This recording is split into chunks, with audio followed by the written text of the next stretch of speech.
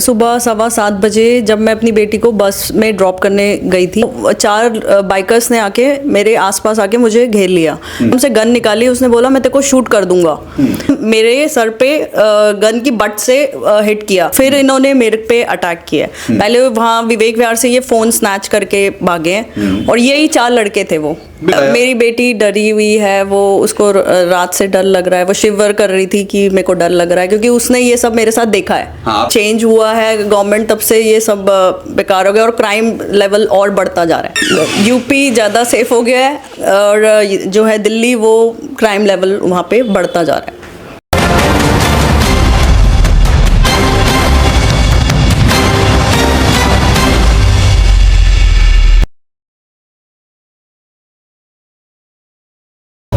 नमस्कार दोस्तों, मैं आपका दोस्त, आपका साथी चंद्रजीत शर्मा। दिल्ली में महिला मुख्यमंत्री, दिल्ली में ट्रिपल इंजन की सरकार और उसके बाद महिलाओं के साथ सरेआम लूटपाट, वो भी बंदूक की नोक पे। सोचिए दिल्ली के हालात क्या हो चुके हैं। सुरक्षा के कितने भी दावे कर लिए जाएं, मगर हालात बद से बदतर हो रहे हैं। एक महिला जो अपने बच्चों को स्कूल छोड़ने जाती हैं, उनको अपने घर से मात्र 100 मीटर की दूरी पे ही गन पॉइंट पे लूट लिया जाता है। जब वो उसका विरोध करती हैं तो उनको उसी गन की बट से मारा जाता है, जिससे वो जख्मी हो जाती हैं।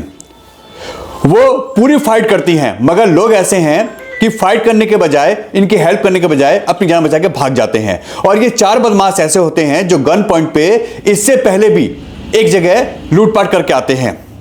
ये थाना कृष्णानगर है और विजय चौक इलाका ये है जहां पे ये वारदात हुई 17 तारीख को सुबह सुबह। अब सोचिए, जब दिल्ली में महिला मुख्यमंत्री हैं, दिल्ली में सरकार उनकी है, दिल्ली पुलिस उनके अंडर में आती है, तो कानून व्यवस्था चौपट क्यों है? क्यों लोगों को डर लग रहा है? और अब ऐसे में इस पूरे इलाके में दहशत है। लोग डरे हुए हैं कि आखिर हम अपने बच्चों को स्कूल तक छोड़ने ना जाएं, घर के बाहर ना निकले, काम पे ना जाएं। आखिर कब तक हम अपने घरों में ऐसे ही कैद रहेंगे? मुख्यमंत्री जी, आपसे सवाल है, दिल्ली पुलिस कमिश्नर जी, आपसे सवाल है, यहां के डीसीपी साहब से सवाल है कि सरेआम गन पॉइंट पे लूटपाट होती है। 4 लोग बाइकों पे घूमते हैं, गन पॉइंट पे 2 वारदात करते हैं और पुलिस हमेशा जांच और पकड़ने की बात करती है। मगर इतना कानून व्यवस्था दिल्ली में चौपट क्यों हो रही है? अगर कहा जाए तो इससे पहले यूपी के हालात ऐसे थे, मगर आज दिल्ली में डर लगता है। दिल्ली में अब लोग सुरक्षित नहीं है। ऐसे में कहां अपनी जान बचाएं, कैसे काम पे जाएं, कैसे बच्चों को स्कूल छोड़ें और कैसे अपने आप को सुरक्षित रखें? अब ये सवाल है दिल्ली पुलिस और दिल्ली के कमिश्नर से। मुख्यमंत्री जी, आप ही बताइए, आप तो सुरक्षा के दायरे में चलती हैं, मगर लोग कहां तक अपनी सुरक्षा करें? कैसे सड़कों पे निकलें और कैसे अपने आप को बचाएं? जो वारदात हुई है, आइए उनसे हम जानते हैं कि किस तरीके की वारदात हुई है और उसके बाद उनके घर में उनके बच्चे, उनके परिवार कितने डरे हुए हैं। और जो लोगों ने इस खबर को सुना है, उनके भी हालात कहीं ना कहीं डरने वाले हैं। वो भी डरे हुए हैं कि आखिर हम रोड पे सुरक्षित कहां हैं? क्यों नहीं पुलिस इन बदमाशों को पकड़ पाती है, इन पे लगाम लगा पाती है? आखिर क्राइम दिल्ली में इतना क्यों बढ़ रहा है?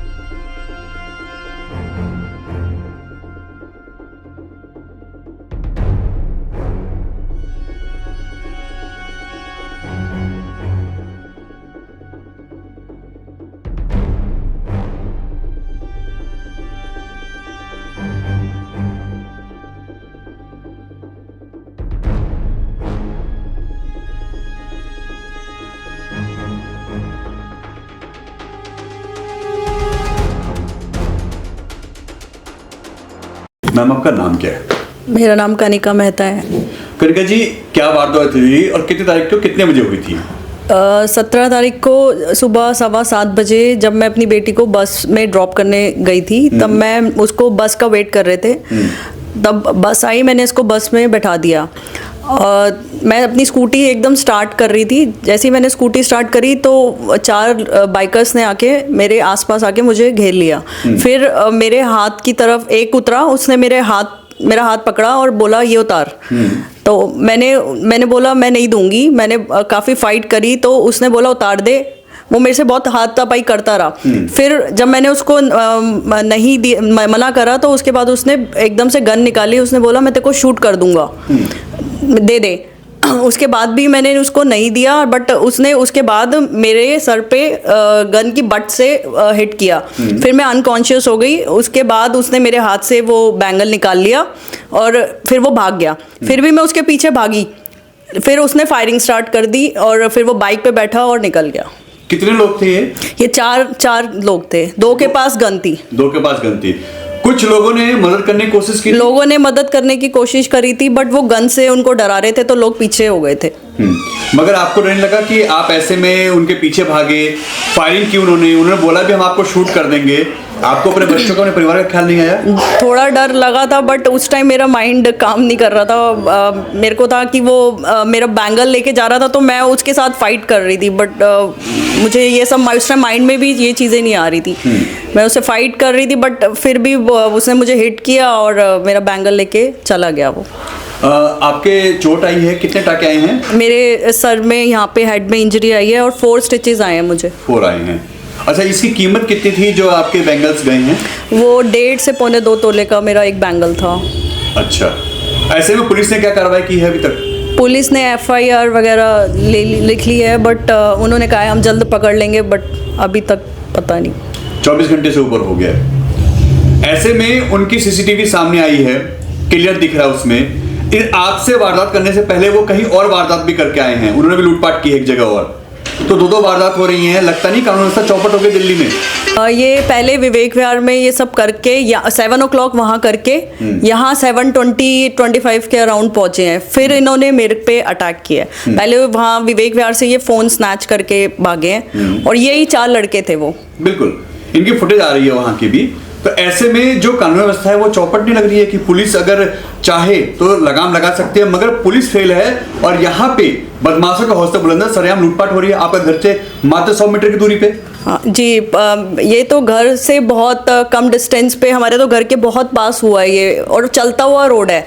ऐसा नहीं है कि इसमें ट्रैफिक नहीं होता, बसें आती हैं जाती है, बहुत ट्रैफिक होता है। लेकिन लोग हेल्प करने के लिए आए भी, बट वो हेल्प नहीं कर पाए और पुलिस का मुझे लगता नहीं है कि वो हेल्प कर पाएगी आगे। बस वो ये बोल रहे हैं कि हम सॉर्ट आउट कर लेंगे, बट अभी तक तो कोई इनिशिएटिव एक्शन नहीं लिया है उन्होंने। अब ऐसे में आपको डर लगता है कि बाहर निकलेंगे कल को वारदात हो सकती है? बच्चे डरे हुए हैं, रात भर सोए नहीं? हाँ, आपने बताया मेरी बेटी डरी हुई है, वो उसको रात से डर लग रहा है। वो शिवर कर रही थी कि मेरे को डर लग रहा है, क्योंकि उसने ये सब मेरे साथ देखा है। हाँ, आपके साथ थी वो बेटी? हाँ, वो बड़ी बेटी मेरे साथ थी। हाँ। उसने ये सब देखा है, तो तब से वो उसकी मतलब रात को भी उसको नींद नहीं आ रही थी, बॉडी पूरी शिवरिंग हो रही थी कि मेरे को डर लग रहा है। लेकिन ठीक है, बट कुछ उसको समझाया काफ़ी देर तक हमने कि कुछ नहीं है, बट वो फिर भी कह रही है। अभी भी उसको मॉर्निंग से यही लग रहा है, मम्मी ऐसा लग रहा है वो मेरे साथ फिर आ जाएंगे। हाँ हाँ। तो उस समय जिस समय वारदात वो कर रहे थे, उन्होंने फायरिंग भी की है, आपको बंदूक की बट से भी मारा है, तो आपने अपनी बच्ची का ख्याल नहीं किया उस वक्त की कोई बात हो सकती है मेरे साथ भी, मेरी बेटी के साथ भी?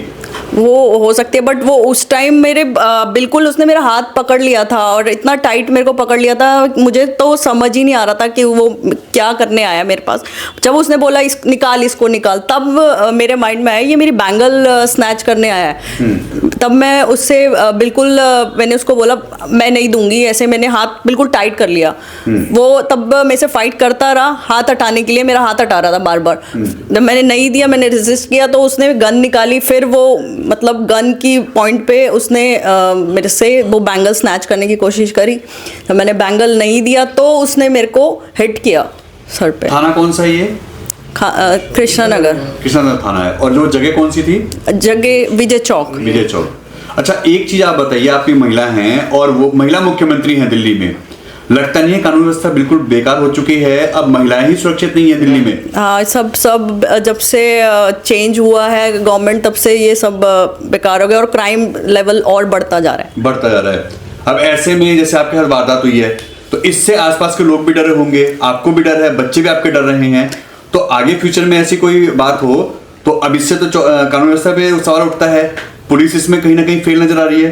पुलिस तो बिल्कुल ही फेल है, क्योंकि पुलिस हमेशा यही बोलती है कि हम एक्शन लेंगे। और ये जो हमारा चौक है, यहाँ पे एटलीस्ट पुलिस की कुछ तो सिक्योरिटी होनी चाहिए, क्योंकि आए दिन यहाँ पे क्राइम होता है।